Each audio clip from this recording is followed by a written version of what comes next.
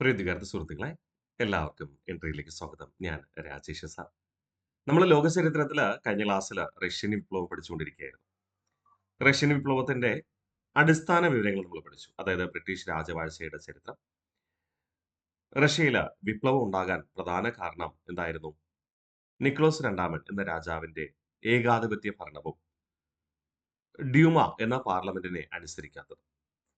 തുടർന്ന് റഷ്യയില് രണ്ട് രാഷ്ട്രീയ പാർട്ടികൾ ഉണ്ടായിരുന്നു. പ്രഭുക്കന്മാരുടെ കീഴില് ഒരു രാഷ്ട്രീയ പാർട്ടി, പിന്നെ സാധാരണക്കാരായ ജനങ്ങളുടെ കീഴില് മറ്റൊരു രാഷ്ട്രീയ പാർട്ടി. അതാണ് നമ്മൾ ഏറ്റവും ഒടുവിലായിട്ട് കഴിഞ്ഞ ക്ലാസ്സിൽ പഠിച്ചു നിർത്തിയത്, അല്ലെ? 1898 എന്താ സോഷ്യൽ ഡെമോക്രാറ്റിക് വർക്കേഴ്സ് പാർട്ടി രൂപം കൊള്ളുക. അതായത് തൊഴിലാളികൾ, അതായത് ജോലിക്കാരുടെ കൂട്ടായ്മ എന്ന രീതിയിൽ. ജോലിക്കാരെന്ന് പറയുമ്പോൾ അവിടെ പ്രഭുക്കന്മാരുണ്ടാവാം, സാധാരണ ജനങ്ങളുണ്ടാവാം. അവർക്ക് രണ്ടുപേർക്കും രണ്ട് അഭിപ്രായം. പ്രഭുക്കന്മാരെ സംബന്ധിച്ചിട്ട് അവർക്ക് ഭരണം കയ്യിൽ വേണം. രാജാവിന്റെ അധികാരം മാറ്റിയിട്ട് തങ്ങൾക്ക് അധികാരം ഏറ്റെടുക്കണം എന്നൊരു കാഴ്ചപ്പാട്. തൊഴിലാളികളെ സംബന്ധിച്ചിട്ട് പട്ടിണിയും ദാരിദ്ര്യവും ഇല്ലാതെ ഞങ്ങൾക്ക് കഴിഞ്ഞു പോകണം, ആ ഒരു കാഴ്ചപ്പാട്. അതുകൊണ്ട് തന്നെ ഈ 1898 രൂപീകരിച്ച സോഷ്യൽ ഡെമോക്രാറ്റിക് വർക്കേഴ്സ് പാർട്ടി ആശയപരമായി 1903 ആയപ്പോൾ രണ്ടായി വരുന്നു. എന്തൊക്കെ?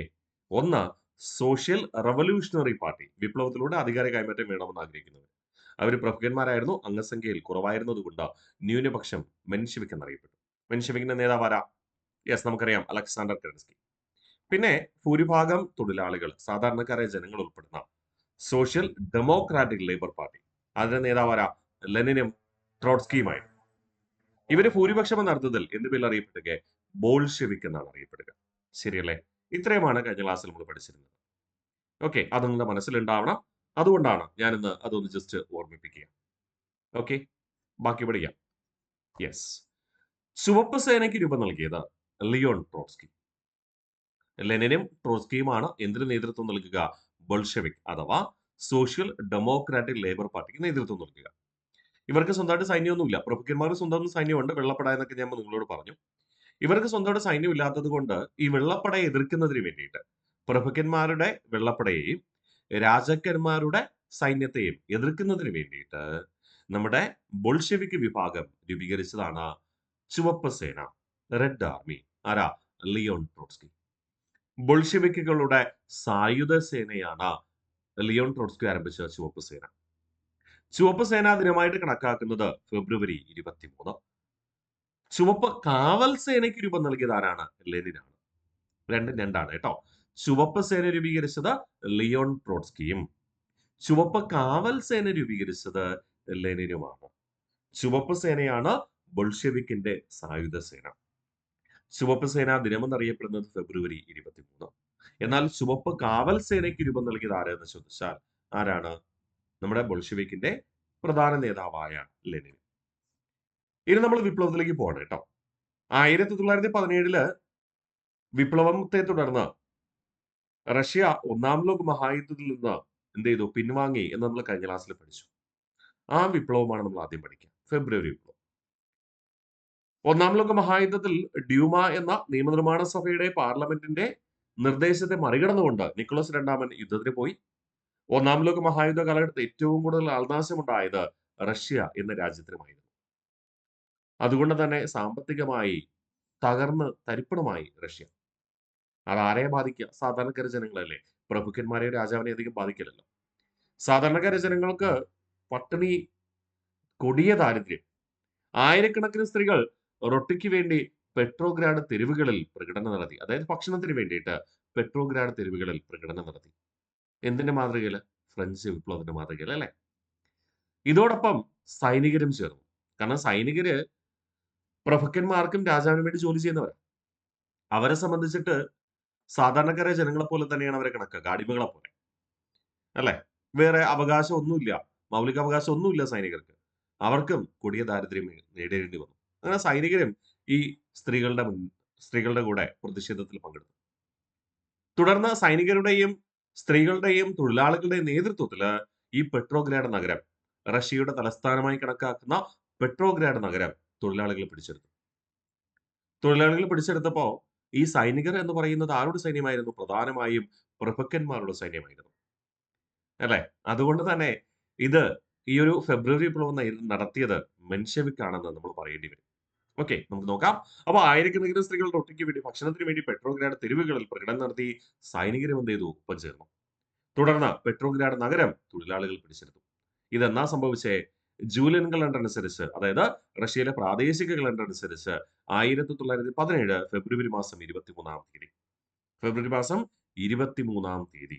അതുകൊണ്ട് ഇതിനെ എന്തെന്ന് വിളിച്ചു? ഫെബ്രുവരി വിപ്ലവം എന്ന് വിളിച്ചു. ഓക്കെ. ഗ്രിഗോറിയൻ കലണ്ടർ അനുസരിച്ച് 1917 മാർച്ച് മാസം 8 തീയതിയാണ്. ഓക്കെ. ഈ തൊഴിലാളികൾ പെട്രോഗ്രാഡ് നഗരം പിടിച്ചെടുത്തു എന്ന് പറയുമ്പോൾ ആരുടെ നേതൃത്വത്തിലാണ് പിടിച്ചെടുത്തത്? തൊഴിലാളികളുടെ സംഘടന ഏതാ? ബോൾഷെവിക്. ആ ബോൾഷെവിക്കിന്റെ കീഴില് ഒരു സായുധ സൈന്യം ആര് രൂപീകരിച്ചിരുന്നു? ട്രോട്സ്കി രൂപീകരിച്ചിരുന്നു. അല്ലെ? എന്താ? ചുവപ്പ് സേന. അല്ലെ? ചുവപ്പ് സേന. ആ തൊഴിലാളികളുടെ നേതൃത്വത്തില്, ആ ചുവപ്പ് സേനയുടെ നേതൃത്വത്തില് പെട്രോഗ്രാഡ് നഗരം പിടിച്ചെടുത്തപ്പോൾ ആ ദിവസത്തെ ഓർമ്മ നിലനിർത്തുവാനാണ് എന്തായിട്ട് വിളിക്കുക? ഫെബ്രുവരി 23-നെ ചുവപ്പ് സേനാ ദിനമായിട്ട് കണക്കുക. നമ്മൾ തൊട്ട് മുമ്പ് ഇങ്ങോട്ട് പറഞ്ഞിട്ടാ പോകുന്നത്. ശരിയല്ലേ? അല്ലേ? നോക്കിയേ, ചുവപ്പ് സേന രൂപം നൽകിയത് ലിയോൺ ട്രോട്സ്കി, ബോൾഷെവിക്കുകളുടെ സായുധ സേനയാണ്. ചുവപ്പ് സേനാ ദിനം എന്ന് പറയുന്നത് ഫെബ്രുവരി 23. ചുവപ്പ് കാവൽ സേനയ്ക്ക് രൂപം നൽകിയത് ലെനിനാണ്. ഫെബ്രുവരി വിപ്ലവം ആയിരക്കണക്കിന് സ്ത്രീകൾ റൊട്ടിക്ക് വേണ്ടി പെട്രോഗ്രാഡ് തെരുവുകളിൽ പ്രകടനം നടത്തി. സൈനികരും ഒപ്പം ചേർന്നു. പെട്രോഗ്രാഡ് നഗരം തൊഴിലാളികൾ എന്ന് പറയുമ്പോൾ ബോൾഷെവിക്ക് പിടിച്ചെടുത്തു. ജൂലിയൻ കലണ്ടർ അനുസരിച്ച് 1917 ഫെബ്രുവരി 23 ഈ സംഭവം ഉണ്ടായത്. അതുകൊണ്ട് അതിനെ എന്തെന്ന് വിളിച്ചു? ഫെബ്രുവരി വിപ്ലവം. ഗ്രിഗോറിയൻ കലണ്ടർ അനുസരിച്ച് 1917 മാർച്ച് മാസം 8 തീയതിയുമായിരുന്നു. ഇനി അടുത്ത് ശ്രദ്ധിച്ചോളേ. ഇവിടെ സാധാരണക്കാരായ തൊഴിലാളികളാണ് പെട്രോഗ്രാഡ് നഗരം പിടിച്ചെടുത്തത്. പക്ഷെ പ്രഭുക്കന്മാർ പറഞ്ഞു, രാജാവിന് പകരം ഞങ്ങൾ ഭരണം ഏറ്റെടുക്കാം. അങ്ങനെ സർ നിക്കോളസ് രണ്ടാമനെ പുറത്താക്കിക്കൊണ്ട് മെൻഷെവിക് നേതാവായ, പ്രഭുക്കളുടെ പ്രതിനിധിയായ മെൻഷെവിക് നേതാവായ, ന്യൂനപക്ഷമായ മെൻഷെവിക്കുകളുടെ നേതാവായ അലക്സാണ്ടർ കെറൻസ്കിയുടെ നേതൃത്വത്തിൽ ഒരു താൽക്കാലിക ഗവൺമെന്റ് നിലവിൽ വന്നു. ഈ താൽക്കാലിക ഗവൺമെന്റ് നിലവിൽ വന്നപ്പോൾ ആ താൽക്കാലിക ഗവൺമെന്റിന് കീഴിൽ നമ്മുടെ അലക്സാണ്ടർ കെറൻസ്കിയുടെ അനന്തരവനായ ജോർജി ലവേവിനെ അധികാരിയായി നിയമിച്ചു. ഓക്കെ. ഭരണ നേതൃത്വം ജോർജ് ലവേവ് ആണ്. ആ ഗവൺമെന്റിനെ നിയന്ത്രിക്കുന്ന ആരാ? Alexander Kerensky. അത് മാത്രം നിങ്ങളുടെ മനസ്സിലുണ്ടായിരുന്നാൽ മതി. അപ്പൊ സർ നിക്കോളസ് രണ്ടാമനെ പുറത്താക്കിക്കൊണ്ട് മെൻഷെവിക് നേതാവായിരുന്ന അലക്സാണ്ടർ കെറൻസ്കിയുടെ നേതൃത്വത്തിൽ ഒരു താൽക്കാലിക ഗവൺമെന്റ് രൂപീകരിച്ചു. ആ ഗവൺമെന്റിന്റെ തലവനായി നിയമിച്ചത് ആരെ? ജോർജി ലവോവിനെയാണ്. ജോർജ് ലവേവ് യഥാർത്ഥത്തിൽ ഒരു ഡമ്മിയായിരുന്നു. ജോർജ് ലവേവിനെ കൊണ്ട് ഏകാധിപത്യ ഭരണത്തിന് നിർദ്ദേശം നൽകിയത് ആരായിരുന്നു? അലക്സാണ്ടർ കെറൻസ്കിയാണ്. യഥാർത്ഥ ചരട് ആരുടെ കയ്യില? അലക്സാണ്ടർ കെറൻസ്കിയുടെ കയ്യിൽ. അലക്സാണ്ടർ കെറൻസ്കിയുടെ ചരടിനനുസരിച്ച് പ്രവർത്തിക്കുകയായിരുന്നു ആരുടെ ജോലി? ജോർജ് ലവോവിന്റെ ജോലി. അങ്ങനെ ഈ ഒരു സർ നിക്കോളസ് രണ്ടാമനെ പുറത്താക്കിക്കൊണ്ട് താൽക്കാലിക ഗവൺമെന്റ് നിലവിൽ വന്നത് എന്നാണ്? 1917 മാർച്ച് മാസം 2 തീയതി. അത് ജൂലിയൻ കലണ്ടർ അനുസരിച്ച്. എന്നാൽ അത് ഗ്രിഗോറിയൻ കലണ്ടർ അനുസരിച്ച് എന്നാണ്? മാർച്ച് 15. എപ്പോഴും PSC ചോദിക്കുമ്പോൾ ആൻസർ ആയിട്ട് തരുന്നത് എപ്പോഴും ജൂലിയൻ കലണ്ടറിലെ ഡേറ്റ് ആണ്. തരിക. നമുക്ക് പഠിക്കാൻ എളുപ്പത്തിന് ഗ്രിഗോറിയൻ കലണ്ടർ ഡേറ്റ് തരുന്നു. നിങ്ങൾ ചിലപ്പോൾ വിക്കിപീഡിയയിലേക്ക് സെർച്ച് ചെയ്ത് കഴിഞ്ഞാൽ ഗ്രിഗോറിയൻ കലണ്ടറിലെ ഡേറ്റ് ആയിരിക്കും കാണിക്കുക. ഓക്കെ, അത് ദയവായിട്ട് ഓർമ്മിക്കണം. യെസ്, ഒന്നുകൂടെ നമുക്ക് റിവിഷൻ ചെയ്യാം. ഫെബ്രുവരി വിപ്ലവം. ആയിരക്കണക്കിന് സ്ത്രീകൾ റൊട്ടിക്ക് വേണ്ടി പെട്രോഗ്രാഡ് തെരുവ് വീതികളിൽ പ്രകടനം നടത്തി. സൈനികരും ഒപ്പം ചേർന്നു. പെട്രോഗ്രാഡ് നഗരം തൊഴിലാളികൾ പിടിച്ചെടുത്തു. അത് ജൂലിയൻ കലണ്ടർ അനുസരിച്ച് എന്നായിരുന്നു? 1917 ഫെബ്രുവരി 23. PSC ചോദിക്കുമ്പോൾ ഫെബ്രുവരി വിപ്ലവം എന്ന് നടന്നു 1917 ഫെബ്രുവരി 23. ഓക്കെ. ഗ്രിഗോറിയൻ കലണ്ടർ അനുസരിച്ച് അതെന്നായിരുന്നു എന്ന് ചോദിച്ചാൽ മാത്രം 1917 മാർച്ച് 8. അതുപോലെ തന്നെ ഇവിടെ വിപ്ലവത്തിന് ശേഷം സർ നിക്കോളസ് രണ്ടാമനെ പുറത്താക്കിക്കൊണ്ട് മെൻഷെവിക് നേതാവായ അലക്സാണ്ടർ കെറൻസ്കിയുടെ നേതൃത്വത്തിൽ എന്ത് ചെയ്തു? ഒരു താൽക്കാലിക ഗവൺമെന്റ് നിലവിൽ വന്നു. ഭരണ നേതൃത്വം ജോർജി ലവോവ് ആണ് നിർവഹിച്ചത്. ആരുടെ നിയന്ത്രണത്തിന് കീഴിൽ? അലക്സാണ്ടർ കെറൻസ്കിയുടെ നിയന്ത്രണത്തിന് കീഴിൽ. ജൂലിയൻ കലണ്ടർ 1917 മാർച്ച് 2 താൽക്കാലിക ഗവൺമെന്റ് രൂപീകരിക്കപ്പെടുക, അഥവാ നിക്കോളസ് രണ്ടാമനെ പുറത്താക്കുക. ഗ്രിഗോറിയൻ കലണ്ടർ അനുസരിച്ച് അത് 1917 മാർച്ച് 15. അപ്പൊ സാധാരണഗതിയിൽ PSC ചോദിക്കുകയാണെങ്കിൽ എന്നായിരുന്നു സർ നിക്കോളസ് രണ്ടാമനെ പുറത്താക്കിക്കൊണ്ട് താൽക്കാലിക ഗവൺമെന്റ് അധികാരത്തിൽ വരിക? 17 മാർച്ച് 2. എടുത്ത് ചോദിക്കുകയാണ് ഗ്രിഗോറിയൻ കലണ്ടർ അനുസരിച്ച് എന്ന് എടുത്ത് ചോദിച്ചാൽ മാത്രം 17 മാർച്ച് 15. പക്ഷേ അലക്സാണ്ടർ കെർൻസ്കി പ്രഭു കുടുംബമല്ലേ, പ്രഭുക്കന്മാരുടെ പ്രതിനിധിയല്ലേ, അദ്ദേഹം അവിടെ ഏകാധിപത്യ ഭരണത്തിലേക്ക് പോയി. അത് സ്വാഭാവികമായിട്ട് ആർക്ക് പ്രതിഷേധമുണ്ടാക്കി? തൊഴിലാളി വർഗങ്ങളായ ബോൾഷെവിക്കിന് പ്രതിഷേധമായി മാറി. അങ്ങനെ ബോൾഷെവിക്ക് രംഗത്ത് വരികയാണ്. ഒക്ടോബർ വിപ്ലവം നടത്തിയതാരാ? ബോൾഷെവിക് ആയിരുന്നു. അതുകൊണ്ട് ഇതിനെ ബോൾഷെവിക് വിപ്ലവം എന്ന് വിളിക്കുന്നു. ബോൾഷെവിക്കുകൾ സായുധ വിപ്ലവത്തിലൂടെ അലക്സാണ്ടർ കെർൻസ്കിയുടെ ഗവൺമെന്റിനെ അട്ടിമറിച്ചു. ബോൾഷെവിക്കുകള് സായുധ വിപ്ലവത്തിലൂടെ, അതായത് ചുവപ്പ് സേനയുടെ സഹായത്താൽ സായുധ വിപ്ലവത്തിലൂടെ അലക്സാണ്ടർ കെർൻസ്കിയുടെ ഗവൺമെന്റിനെ അട്ടിമറിച്ചു. അട്ടിമറിക്കാൻ നേതൃത്വം നൽകിയത് ആരായിരുന്നു? ലെനിൻ ആയിരുന്നു. അപ്പോൾ ചുവപ്പ് സേന രൂപീകരിച്ചത് ആരാണ്? ചുവപ്പ് സേനയുടെ സഹായത്താലാണ് ചുവപ്പ് സേന രൂപീകരിച്ചത് ട്രോട്സ്കിയാണ്. ആ ചുവപ്പ് സേനയുടെ നേതൃത്വത്തിൽ ബോൾഷെവിക്കുകൾ എന്ത് ചെയ്തു? നമ്മുടെ അലക്സാണ്ടർ കെർൻസ്കിയുടെ ഗവൺമെന്റിനെ അട്ടിമറിച്ചു. എന്ന് അട്ടിമറിക്കുന്നേ 1917 ഒക്ടോബർ മാസം 24. അത് ഗ്രിഗോറിയൻ കലണ്ടർ അനുസരിച്ച് നവംബർ 7 തീയതിയായിരുന്നു. പക്ഷെ PSC ചോദിക്കുമ്പോൾ ആൻസർ ആയിട്ട് തരാറുള്ളത് സാധാരണഗതിയിൽ 17 ഒക്ടോബർ 24 അതുകൊണ്ടാണ് അതിന് ഒക്ടോബർ വിപ്ലവം എന്ന് വിളിച്ചത്. ക്ലിയർ? 1917 ഒക്ടോബർ 24.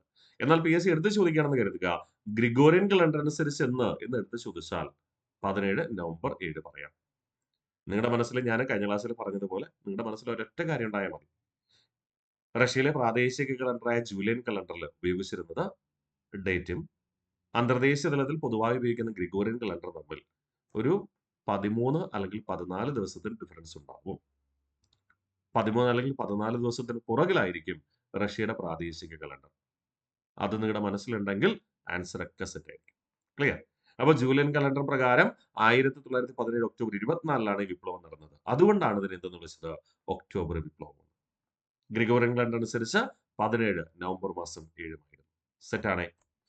മുദ്രാവാക്യങ്ങൾ. ഈ ബോൾഷെവിക് വിപ്ലവത്തിന്റെ ഒക്ടോബർ വിപ്ലവത്തിന്റെ മുദ്രാവാക്യങ്ങൾ എന്തായിരുന്നു? ഞാൻ പറഞ്ഞു ബോൾഷെവിക് എന്ന് പറയുമ്പോൾ തൊഴിലാളികളാണ്. തൊഴിലാളികൾ മാത്രമാണ് അവിടെ സമരം നടത്തുക. അവരുടെ മുദ്രാവാക്യങ്ങളായിരുന്നു ഭൂമി, സമാധാനം, ആഹാരം. ഭൂമി, സമാധാനം, ആഹാരം.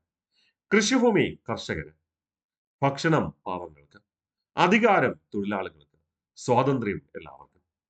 ഓക്കെ, അപ്പൊ ബോൾഷെവിക് വിപ്ലവത്തിന്റെ അഥവാ ഒക്ടോബർ വിപ്ലവത്തിന്റെ മുദ്രാവാക്യം എന്തൊക്കെ? ഭൂമി, സമാധാനം, ആഹാരം. ഭൂമി, സമാധാനം, ആഹാരം.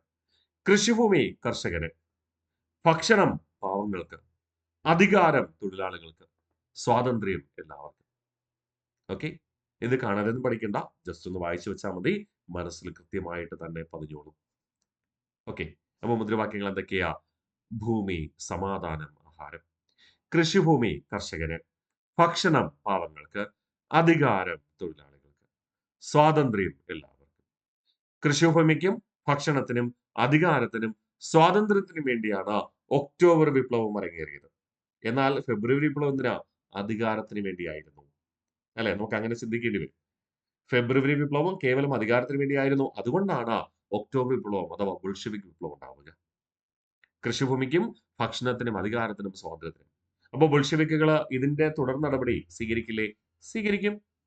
കെർൻസ്കി അമേരിക്കയിലേക്ക് പലായനം ചെയ്തു. 1917 നവംബർ 7 തീയതി, അതായത് ഒക്ടോബർ വിപ്ലവം നടന്ന ദിവസം. ഗ്രിഗോറിയൻ കലണ്ടർ ഡേറ്റ് ആണ് നമ്മൾ ഇവിടെ പറയുന്നത്. അല്ലെങ്കിൽ പറയാം 1917 ഒക്ടോബർ 24. ലെനിന്റെ നേതൃത്വത്തിൽ സോവിയറ്റുകളുടെ സംയുക്ത കോൺഗ്രസ് റഷ്യയുടെ അധികാരം ഏറ്റെടുത്തു. അതായത് ബോൾഷെവിക് വിപ്ലവം അവസാനിച്ചതെന്ന ഗ്രിഗോറിയൻ കലണ്ടർ അനുസരിച്ച് 1917 നവംബർ 7, അല്ലെങ്കിൽ ജൂലിയൻ കലണ്ടർ അനുസരിച്ച് 1917 ഒക്ടോബർ 24. ഓക്കെ, ആ ഒക്ടോബർ 24 അല്ലെങ്കിൽ ഗ്രിഗോറിയൻ കലണ്ടർ, ഇവിടെ ഗ്രിഗോറിയൻ കലണ്ടറാണ് രേഖപ്പെടുത്തിയിരിക്കുന്നത്. 1917 നവംബർ 7 ലെനിന്റെ നേതൃത്വത്തിൽ സോവിയറ്റുകളുടെ സംയുക്ത കോൺഗ്രസ് റഷ്യയുടെ അധികാരം ഏറ്റെടുത്തു. ഓക്കെ, ബോൾഷെവിക് വിപ്ലവത്തിന് ശേഷം 1917 നവംബർ 7 റഷ്യയിൽ ആഭ്യന്തര യുദ്ധം ആരംഭിച്ചു. ആരൊക്കെ തമ്മിലായിരിക്കും? സ്വാഭാവികമായിട്ട് ലെനിന്റെ നേതൃത്വത്തിലുള്ള ബോൾഷെവിക്കുകളും പ്രഭുക്കന്മാരുടെ നേതൃത്വത്തിലുള്ള കെർൻസ്കിയെ പരാജയപ്പെടുത്തിയത്. അപ്പോൾ കെർൻസ്കിയുടെ കീഴിലുള്ള പ്രഭുക്കന്മാരുടെ സൈന്യവും തമ്മിൽ ആഭ്യന്തര കലാപം ആരംഭിച്ചു. ഈ ആഭ്യന്തര കലാപം അവസാനിച്ചത് 1922 ഒക്ടോബർ 5-ന്. ചുരുക്കി പറഞ്ഞു കഴിഞ്ഞാൽ ആഭ്യന്തര കലാപം ആരൊക്കെ തമ്മിലായിരുന്നു? മെൻഷെവിക്കും ബോൾഷെവിക്കും തമ്മിലായിരുന്നു. കുറച്ചുകൂടി വ്യക്തമായി പറഞ്ഞ് നമുക്ക് ഇങ്ങനെ പറയാം. സോഷ്യൽ റവല്യൂഷണറി പാർട്ടി, അതായത് പ്രഭുക്കന്മാരുടെ പാർട്ടിയായ സോഷ്യൽ റവല്യൂഷണറി പാർട്ടിയും സാധാരണക്കാരായ തൊഴിലാളികളുടെ പാർട്ടിയായ സോഷ്യൽ ഡെമോക്രാറ്റിക് ലേബർ പാർട്ടിയും തമ്മിലായിരുന്നു ആഭ്യന്തര യുദ്ധം. എന്നാരംഭിച്ചത്? ബോൾഷെവിക് വിപ്ലവത്തിന് ശേഷം ഗ്രിഗോറിയൻ കലണ്ടർ അനുസരിച്ച് 1917 നവംബർ 7-ന് റഷ്യയിൽ ആഭ്യന്തര യുദ്ധം ആരംഭിച്ചു. അവസാനിച്ചത് 1922 ഒക്ടോബർ 5-ന്. ഇവിടെയൊക്കെ പറയുന്ന ഗ്രിഗോറിയൻ ഡേറ്റ് ആണ്. പ്രഭുക്കന്മാരുടെ നേതൃത്വത്തിലുള്ള സേന വെള്ളപ്പട അഥവാ വൈറ്റ് ഗാർഡ്സ് എന്നാണ് അറിയപ്പെടുക. പ്രഭുക്കന്മാരുടെ സേന വെള്ളപ്പട. ഓക്കെ. നമ്മുടെ ബോൾഷെവിക്കുകളുടെ നേതൃത്വത്തിലുള്ള പട ഏതാ? ചുവപ്പ് പട അല്ലെങ്കിൽ ചുവപ്പ് സേന. ഓക്കെ. അപ്പൊ പ്രഭുക്കന്മാരുടെ നേതൃത്വത്തിലുള്ള അതല്ലെങ്കിൽ മെൻഷെവിക്കിന്റെ സൈന്യം എന്ത് പേരിൽ അറിയപ്പെടുന്നു? വെള്ളപ്പട എന്നറിയപ്പെടുന്നു. വെള്ളപ്പടയും ചുവപ്പ് പടയും തമ്മിൽ ഏറ്റുമുട്ടി. ഇവിടെ ഒരു അന്തിമ വിജയം ആർക്ക് തന്നെ കിട്ടി? ചുവപ്പ് പടയ്ക്ക് തന്നെ കിട്ടുകയാണ്. അപ്പോ വിപ്ലവം, ആഭ്യന്തര യുദ്ധം അവസാനിക്കുന്നത് 1922 ഒക്ടോബർ മാസം 5-ാം തീയതി. 1922 ഡിസംബർ 30-ന് 1922 ഡിസംബർ 30-ന് ലോകത്തെ ആദ്യത്തെ സോഷ്യലിസ്റ്റ് രാഷ്ട്രമായി USSR രൂപം കൊണ്ടു. റഷ്യൻ വിപ്ലവമാണ് നടക്കുക അല്ലെ. തുടർന്ന് റഷ്യയിലെ ഭരണാധികാരി ലെനിന്റെ നേതൃത്വത്തില് സ്ലാവ് വംശജര് ഉൾപ്പെടുന്ന യൂറോപ്യൻ രാജ്യങ്ങളെ ഏകീകരിച്ചു. സ്ലാവ് വംശജർ ഉൾപ്പെടുന്ന യൂറോപ്പിലെയും ഏഷ്യയിലെയും രാജ്യങ്ങളെ ഏകീകരിച്ച് ഒരു കൂട്ടായ്മ രൂപീകരിച്ചു. ആരെപ്പോലെ? USA പോലെ, അല്ലെങ്കിൽ UK യുണൈറ്റഡ് കിങ്ഡമിനെ പോലെ എന്ത് ചെയ്തു? റഷ്യയുടെ നേതൃത്വത്തിൽ ഒരു സ്ലാവ് വംശജർ ഉൾപ്പെടുന്ന രാജ്യങ്ങളെ കൂട്ടിയോജിപ്പിച്ചുകൊണ്ട് ഒരു സഖ്യരാജ്യം രൂപീകരിച്ചു. ഇതാണ് USSR. USSRന്റെ പൂർണ്ണമായ പേര് union of Soviet socialist republics. Union of Soviet socialist republics. Russia ഉൾപ്പെടെ 16 രാജ്യങ്ങൾ, അല്ലെങ്കിൽ നമ്മൾ പറയും റഷ്യ കൂടാതെ 15 രാജ്യങ്ങൾ കൂടെ ഇതിൽ അംഗമായിരുന്നു എന്ന് പറയാം. Okay. United States of America പോലെ, അല്ലെങ്കിൽ യുണൈറ്റഡ് കിങ്ഡമിനെ പോലെ union of Soviet socialist republics ആയിരുന്നു USSR. അതിന് നേതൃത്വം നൽകിയതാണ് ആര്? റഷ്യ. ഈ USSR പിന്നീട് പിരിച്ചുവിട്ടു 1991-ല്. അതോടുകൂടി ശീതയുദ്ധം അവസാനിച്ചു നമുക്ക് പറയാം. ഓക്കെ. റഷ്യയില് ഭരണഘടന നിലവിൽ വന്നത് 1924-ലായിരുന്നു. റഷ്യയില് പുതിയ ഭരണഘടന നിലവിൽ വന്ന 1924. ക്ലിയർ ആണ്. അപ്പോ നമുക്ക് ഈ 2 വിപ്ലവവും ഒന്ന് പഠിച്ചാലോ? പഠിക്കാം. ഓക്കെ. യെസ്. ചുവപ്പ് സേനയ്ക്ക് രൂപം നൽകിയത് ബോൾഷെവിക്കുകളുടെ നേതാവായ ലിയോൺ ട്രോട്സ്കി. ബോൾഷെവിക്കുകളുടെ സായുധ സേന, ഔദ്യോഗിക സായുധ സേന എന്ന് പറയുന്നത് ചുവപ്പ് സേനയാണ്. ചുവപ്പ് സേനാ ദിനമായി കണക്കാക്കുന്നത് ഫെബ്രുവരി 23, അതായത് ഫെബ്രുവരി വിപ്ലവത്തിന്റെ വിജയിച്ച ദിവസം. ചുവപ്പ് കാവൽ സേനയ്ക്ക് രൂപം നൽകിയത് ആരാണ്? ലെനിനാണ്. ചുവപ്പ് കാവൽ സേനയ്ക്ക് രൂപം നൽകിയത് ലെനിൻ. ഫെബ്രുവരി വിപ്ലവം. ആയിരക്കണക്കിന് സ്ത്രീകൾ റൊട്ടിക്ക് വേണ്ടി പെട്രോഗ്രാഡ് തെരുവീതികളിൽ പ്രകടനം നടത്തി. സൈനികരും ഒപ്പം ചേർന്നു. പെട്രോഗ്രാഡ് പട്ടണം തൊഴിലാളികൾ പിടിച്ചെടുത്തു. ജൂലിയൻ കലണ്ടർ അനുസരിച്ച് 1917 ഫെബ്രുവരി 23-നായിരുന്നു. എന്നാൽ നിലവിൽ ലോകത്ത് ആകമാനം ഉപയോഗിക്കുന്ന ഗ്രിഗോറിയൻ കലണ്ടർ അനുസരിച്ച് അത് 1917 മാർച്ച് 8-നായിരുന്നു. സർ നിക്കോളസ് രണ്ടാമനെ പുറത്താക്കിക്കൊണ്ട് മെൻഷെവിക് നേതാവായിരുന്ന അലക്സാണ്ടർ കെറൻസ്കിയുടെ നേതൃത്വത്തിൽ ഒരു താൽക്കാലിക ഗവൺമെന്റ് നിലവിൽ വന്നു.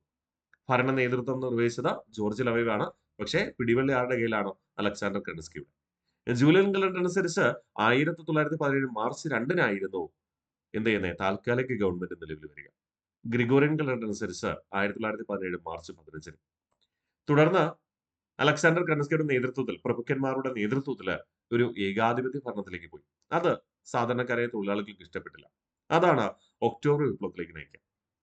വിശേഷണം ബോൾഷെവിക് വിപ്ലവം.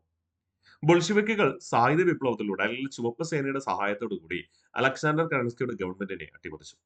നേതൃത്വം നൽകിയത് ലെനിൻ ആയിരുന്നു. അതുകൊണ്ട് തുടർന്ന് അധികാരത്തിൽ വരുന്ന ആര് തന്നെ? ലെനിൻ തന്നെ.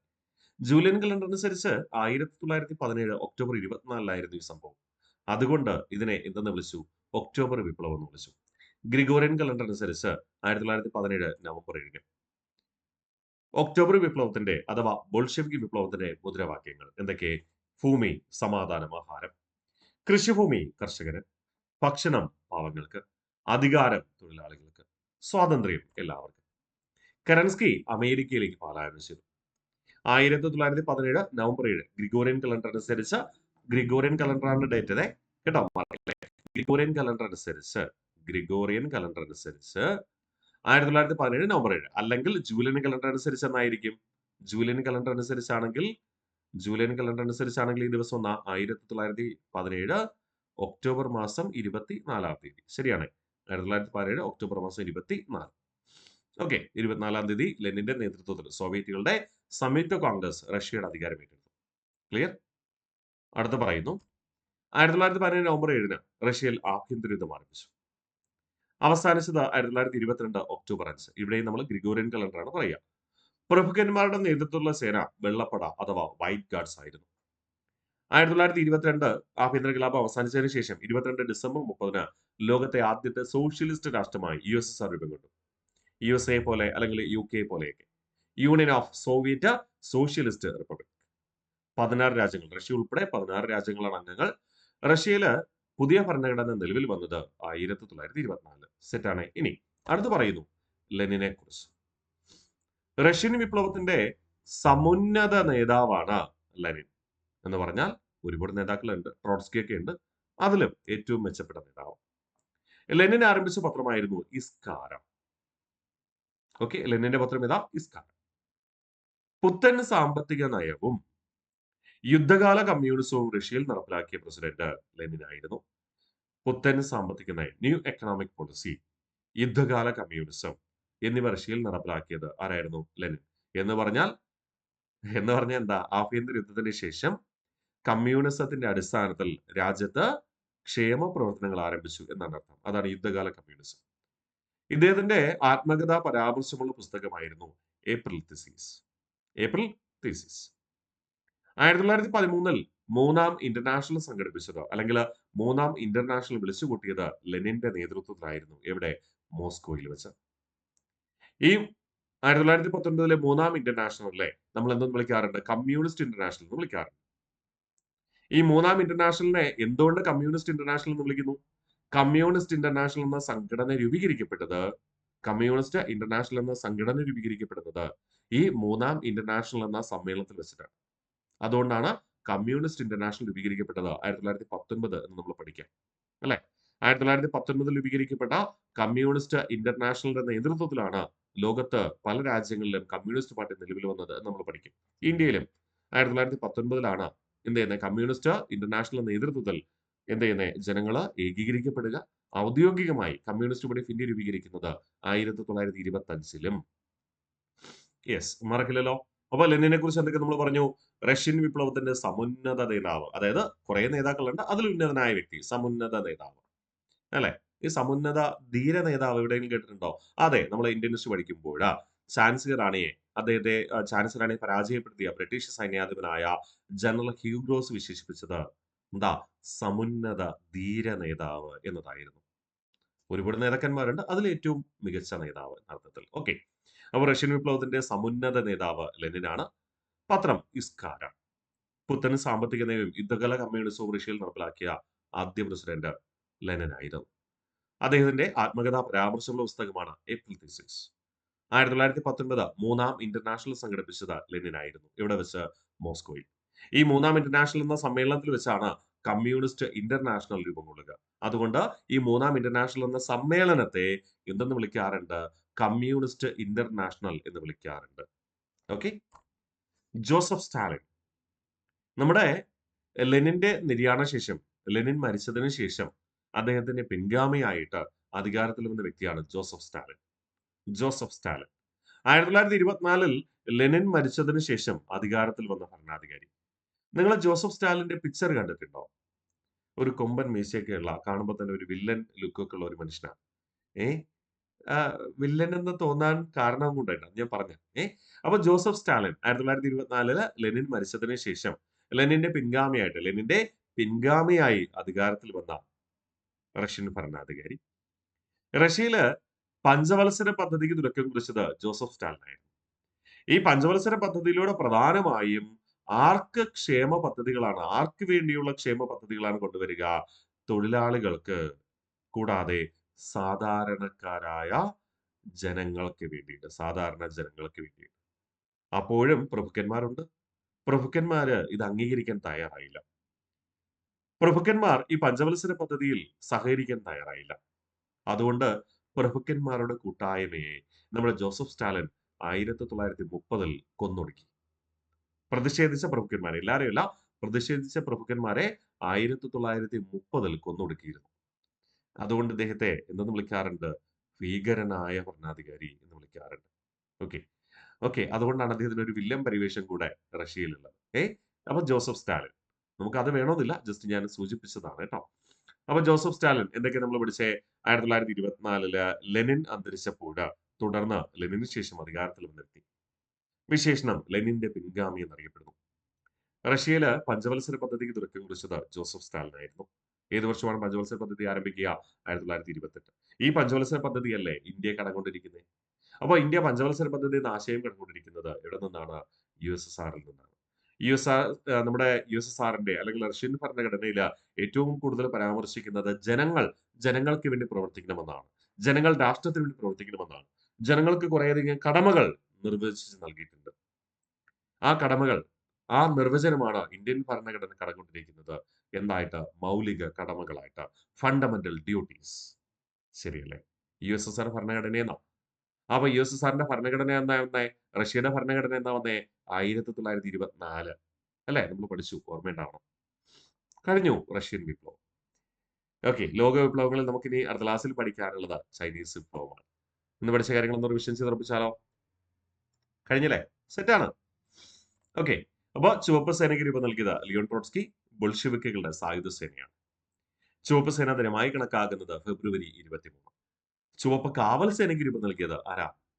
വ്ളാഡിമിർ ലെനിനും. ഫെബ്രുവരി വിപ്ലവം. ആയിരക്കണക്കിന് സ്ത്രീകൾ റൊട്ടിക്ക് അഥവാ ഭക്ഷണത്തിന് വേണ്ടി പെട്രോഗ്രാഡ് തെരുവീതികളിൽ പ്രകടനം നടത്തി. സൈനികരും ഒപ്പം ചേർന്നു. പെട്രോഗ്രാഡ് പട്ടണം തൊഴിലാളികൾ പിടിച്ചെടുത്തു എന്ന ജൂലിയൻ കലണ്ടർ അനുസരിച്ച് 1917 ഫെബ്രുവരി 23. ഇത് ഗ്രിഗോറിയൻ കലണ്ടർ അനുസരിച്ച് 1917 മാർച്ച് 8 ആയിരുന്നു.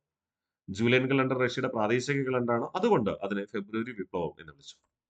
സർ നിക്കോളസ് രണ്ടാമനെ പുറത്താക്കിക്കൊണ്ട് മെൻഷെവിക് നേതാവായിരുന്ന അലക്സാണ്ടർ കെറൻസ്കിയുടെ നേതൃത്വത്തിൽ ഒരു താൽക്കാലിക ഗവൺമെന്റ് നിലവിൽ വന്നു. ആ ഗവൺമെന്റിന്റെ ഭരണ നേതൃത്വം നിർവഹിച്ചത് ജോർജി ലാവോവ് ആയിരുന്നു. ജൂലിയൻ കലണ്ടർ അനുസരിച്ച് 1917 മാർച്ച് മാസം 2-ാം തീയതിയായിരുന്നു ഈ താൽക്കാലിക ഗവൺമെന്റ് നിലവിൽ വരിക. ഗ്രിഗോറിയൻ കലണ്ടർ അനുസരിച്ച് 1917 മാർച്ച് 15. ഒക്ടോബർ വിപ്ലവം. അലക്സാണ്ടർ കെറൻസ്കിയുടെ ഏകാധിപത്യ ഭരണത്തിനെതിരെ തൊഴിലാളി വർഗം നയിച്ച അല്ലെങ്കിൽ ബോൾഷെവിക്കുകൾ നടത്തിയ വിപ്ലവമാണ് ഒക്ടോബർ വിപ്ലവം. അലക്സാണ്ടർ കെറൻസ്കിയുടെ ഗവൺമെന്റിനെ അട്ടിമറിച്ചു. നേതൃത്വം നൽകിയത് ലെനിൻ ആയിരുന്നു. ജൂലിയൻ കലണ്ടർ അനുസരിച്ച് 1917 ഒക്ടോബർ 24. ഗ്രിഗോറിയൻ കലണ്ടർ അനുസരിച്ച് 1917 നവംബർ മാസം 7-ാം തീയതി. മുദ്രാവാക്യങ്ങൾ, അതായത് ബോൾഷെവിക് വിപ്ലവത്തിന്റെ ഒക്ടോബർ വിപ്ലവത്തിന്റെ മുദ്രാവാക്യങ്ങൾ അങ്ങനെ തന്നെ പഠിക്കണേ. ഒക്ടോബർ വിപ്ലവത്തിന്റെ മുദ്രാവാക്യങ്ങൾ: ഭൂമി സമാധാനം ആഹാരം, കൃഷിഭൂമി കർഷകന്, ഭക്ഷണം പാവങ്ങൾക്ക്, അധികാരം തൊഴിലാളികൾക്ക്, സ്വാതന്ത്ര്യം എല്ലാവർക്കും. കെറൻസ്കി അമേരിക്കയിൽ പലായനം ചെയ്തു. 1917 നവംബർ 7 ലെനിന്റെ നേതൃത്വത്തിൽ സോവിയറ്റുകളുടെ സംയുക്ത കോൺഗ്രസ് റഷ്യയുടെ അധികാരമേറ്റു. ഇത് ഗ്രിഗോറിയൻ കലണ്ടർ അനുസരിച്ചാണ്. 1917 നവംബർ 7 റഷ്യയിൽ ആഭ്യന്തര യുദ്ധം ആരംഭിച്ചു. അവസാനിച്ചത് 1922 ഒക്ടോബർ മാസം 5-ാം തീയതി. പ്രഭുക്കളുടെ നേതൃത്വത്തിലുള്ള സേനയാണ് വെള്ളപ്പട. ഈ വെള്ളപ്പടയും ചുവപ്പ് സേനയും തന്നെയായിരുന്നു ആഭ്യന്തര യുദ്ധത്തിൽ ഏറ്റുമുട്ടിയത്. ഒടുവിൽ അന്തിമ വിജയം ആർക്ക് തന്നെയായിരുന്നു? ലെനിന്റെ നേതൃത്വത്തിലുള്ള ചുവപ്പ് സേനയ്ക്കായിരുന്നു. അവസാനിച്ചെന്ന 1922 ഒക്ടോബർ 5. തുടർന്ന് 1922 ഡിസംബർ 30 ലോകത്തെ ആദ്യത്തെ സോഷ്യലിസ്റ്റ് രാഷ്ട്രമായി USSR രൂപം കൊണ്ടു. USSRന്റെ പൂർണ്ണമായ പേര് union of Soviet socialist republic. പ്ലാവ് വംശജരെ സാമുദായികമായി ഏകീകരിച്ചുകൊണ്ട് സ്ലാവ് വംശജർ ഉൾപ്പെടുന്ന രാജ്യങ്ങളുടെ കൂട്ടായ്മയായിരുന്നു. റഷ്യ ഉൾപ്പെടെ 16 രാജ്യങ്ങൾ. റഷ്യയിൽ പുതിയ ഭരണഘടന അഥവാ USSRന്റെ ഭരണഘടന നിലവിൽ വന്നത് 1924. ഇതിലായിരുന്നു മൗലിക കടമകൾ ഉൾക്കൊള്ളിച്ചിരുന്നത്, ഫണ്ടമെന്റൽ ഡ്യൂട്ടീസ്. അത് ഇന്ത്യ കടംകൊണ്ടിരിക്കുന്നു. അല്ലെ? മൗലിക കടമകൾ. ശരിയല്ലേ? ഇനി അടുത്ത നമ്മൾ പറയുന്നു ലെനിനെ കുറിച്ച്. റഷ്യൻ വിപ്ലവത്തിന്റെ സമുന്നത നേതാവ്. അദ്ദേഹം ആരംഭിച്ച പത്രമായിരുന്നു ഇസ്കാര. പുത്തൻ സാമ്പത്തിക നയവും യുദ്ധകാല കമ്മ്യൂണിസവും റഷ്യയിൽ നടപ്പിലാക്കിയ പ്രസിഡന്റ് ലെനിനാണ്. അദ്ദേഹത്തിന്റെ പുസ്തകമായിരുന്നു ഏപ്രിൽ തീസിസ്. 1919 മൂന്നാം ഇന്റർനാഷണൽ സംഘടിപ്പിച്ചത് ലെനിൻ ആയിരുന്നു, ഇവിടെ വെച്ച് മോസ്കോയിൽ വെച്ച്. വിശേഷണം കമ്മ്യൂണിസ്റ്റ് ഇന്റർനാഷണൽ എന്നറിയപ്പെടുന്നു. കാരണം ഈ മൂന്നാം ഇന്റർനാഷണൽ വെച്ചാണ് കമ്മ്യൂണിസ്റ്റ് ഇന്റർനാഷണൽ രൂപീകരിക്കുക. ആ കമ്മ്യൂണിസ്റ്റ് ഇന്റർനാഷണലിന്റെ നേതൃത്വത്തിൽ ഇന്ത്യയിലെ ഒട്ടാകെ അല്ലെങ്കിൽ ലോകത്തൊട്ടാകെ എന്ത് ചെയ്തു? തൊഴിലാളി പ്രസ്ഥാനങ്ങൾ വിവിധ രാജ്യങ്ങളിൽ തുടക്കം കുറിച്ചു. കമ്മ്യൂണിസ്റ്റ് ഇന്റർനാഷണലിന്റെ നേതൃത്വത്തിലാണ് ഇന്ത്യയിൽ ആദ്യമായിട്ട് എന്ത് ചെയ്തത്? 1920 all India trade union congress ആരംഭിക്കുക. കമ്മ്യൂണിസ്റ്റ് ഇന്റർനാഷണൽ നേതൃത്വത്തിലാണ്. ഇന്ത്യയിലെ AITUC ആരംഭിച്ചത് ആരുടെ നേതൃത്വത്തിലാണ്? കമ്മ്യൂണിസ്റ്റ് ഇന്റർനാഷണലിന്റെ നേതൃത്വത്തിലാണ്. അതുകൊണ്ട് നമ്മൾ all India trade union Congress പറയുമ്പോൾ സ്ഥാപകന്റെ പേര് ഇവിടെ പറയാറില്ല. സ്ഥാപകൻ എന്ന വ്യക്തിയുടെ പേര് നമ്മൾ പറയാറില്ല. പകരം എന്ത് മാത്രമേ പറയാത്തുള്ളൂ? ഓൾ ഇന്ത്യ ട്രേഡ് യൂണിയൻ കോൺഗ്രസിന്റെ ആദ്യ പ്രസിഡന്റ് ലാല ലജ്പത് റോയ് എന്ന് മാത്രമേ പറയാറുള്ളൂ. ലാല ലജ്പത് റോയ് എന്ന് മാത്രമേ പറയാറുള്ളൂ. സ്ഥാപകൻ എന്ന് പറയുന്നത് ആരാണ്? കമ്മ്യൂണിസ്റ്റ് ഇന്റർനാഷണൽ ആണെന്ന കാര്യം ഓർമ്മിക്കാം. മനസ്സിലായോ? ഓക്കെ അല്ലേ? സിമ്പിൾ അല്ലേ? അപ്പോൾ ബോൾഷെവിക്, മെൻഷെവിക് എന്താണെന്നൊക്കെ നമ്മൾ പഠിച്ചു. ജൂലിയൻ കലണ്ടറും അതുപോലെ തന്നെ ഗ്രിഗോറിയൻ കലണ്ടർ തമ്മിലുള്ള വ്യത്യാസമുള്ള ഡേറ്റുകളൊക്കെ നമ്മൾ പഠിച്ചു. ഇത്രയേ ഉള്ളൂ റഷ്യൻ വിപ്ലവം, കേട്ടോ. അവസാനമായി നമുക്ക് ജോസഫ് സ്റ്റാലിനെ കുറിച്ച് പറഞ്ഞു നിർത്താം. ജോസഫ് സ്റ്റാലിൻ 1924 ലെനിൻ മരിച്ചതിന് ശേഷം അധികാരത്തിൽ വന്നു. അതുകൊണ്ട് ലെനിന്റെ പിൻഗാമി എന്നറിയപ്പെടുന്നു. റഷ്യയിലെ പഞ്ചവത്സര പദ്ധതിക്ക് തുടക്കം കുറിച്ചത് ജോസഫ് സ്റ്റാലിൻ ആയിരുന്നു. ആ പഞ്ചവത്സര പദ്ധതി തന്നെയാണ് ഇന്ത്യ കടക്കൊണ്ടിരിക്കുന്നത്. തീർന്നു. അപ്പോൾ പ്രിയ ഉദ്യോഗാർത്ഥികളെ, നമ്മൾ വിപ്ലവങ്ങൾ ഇങ്ങനെ പഠിച്ച് പഠിച്ച് മുന്നോട്ട് പോവുകയാണ്. കൺഫ്യൂഷൻ ഉണ്ടാവരുത്. നിങ്ങൾ പഠിക്കുന്നുണ്ട്. അതോടൊപ്പം ഏറ്റവും പ്രധാനമാണ് റിവിഷൻ. പഠിക്കുന്നതോടൊപ്പം തന്നെ റിവിഷനും ചെയ്യാൻ പ്രാധാന്യം നൽകണം. റിവിഷന് അത്രയേറെ പ്രാധാന്യമുണ്ട്. റിവിഷൻ ചെയ്താൽ മാത്രമേ നമുക്ക് ഓർമ്മയിൽ നിൽക്കത്തുള്ളൂ. ഞാൻ എപ്പോഴും പറയുന്നതാണ്, വീണ്ടും ഓർമ്മിപ്പിക്കുന്നു. പഠിക്കുക, റിവിഷൻ ചെയ്യുക, റിവിഷൻ ചെയ്യുക, റിവിഷൻ ചെയ്യുക. നമ്മൾ പഠിച്ച കാര്യങ്ങൾ പരീക്ഷയ്ക്ക് മുമ്പ് ഏറ്റവും കുറഞ്ഞത് 3 തവണയെങ്കിലും റിവിഷൻ ചെയ്തിരിക്കണം. എങ്കിൽ 1 മാർക്ക് പോലും നിങ്ങൾക്ക് കുറഞ്ഞു പോകത്തില്ല. മാക്സിമം മാർക്ക് സ്കോർ ചെയ്യാം. ടോപ്പ് റാങ്കിലേക്ക് നിങ്ങൾക്ക് എത്തിച്ചേരാൻ കഴിയും. ഓക്കെ.